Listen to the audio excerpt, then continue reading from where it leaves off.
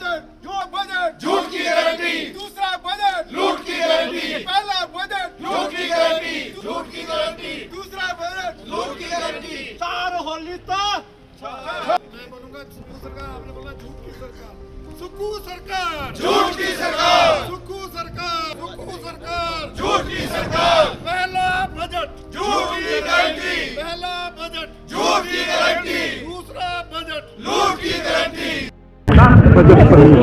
कुल मिलाकर के अब प्रश्न सुक्खू सरकार का नहीं है।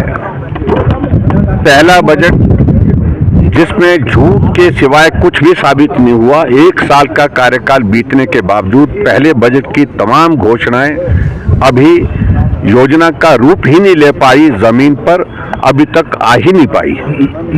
और उसके बाद दूसरा बजट अभी जो हाल ही में प्रस्तुत किया है, उसमें अधिकांश वही बातें जो पहले बजट में इन्होंने कही थी, उन्हीं बातों को रिपीट करने की कोशिश करके एक प्रयास किया है, फिर से वही झूठ की बातें की है। हम आज इस प्रदर्शन के माध्यम से यही कह रहे हैं कि आपने चुनाव में आने से पहले झूठ बोला, झूठी गारंटियां दी, और वो साबित हो गया कि 14 महीने बीतने के बावजूद भी उसमें आप एक भी गारंटी को पूरा करने की परिस्थिति में नहीं। उसके बाद दूसरा झूठ जो पहला बजट दिया, उसमें भी आपने झूठ बोल करके लोगों को बहुत लोक लुभावनी बातों को कह करके गुमराह किया, और जमीन पर उसमें कुछ हुआ नहीं। और उसके बाद 1 साल का कार्यकाल बीत गया, लेकिन एक भी योजना उस बजट में से लागू नहीं हो पाई। उसके बाद जो दूसरा बजट अभी हाल में आया है, उसमें भी उसी प्रकार की परिस्थिति है। और इसलिए बजट सत्र चल रहा है, तो बजट सत्र के दौरान हमारा फोकस आज का प्रमुख रूप से इसी बात पर है, और कितना झूठ बोलोगे और कब तक झूठ बोलते रहोगे।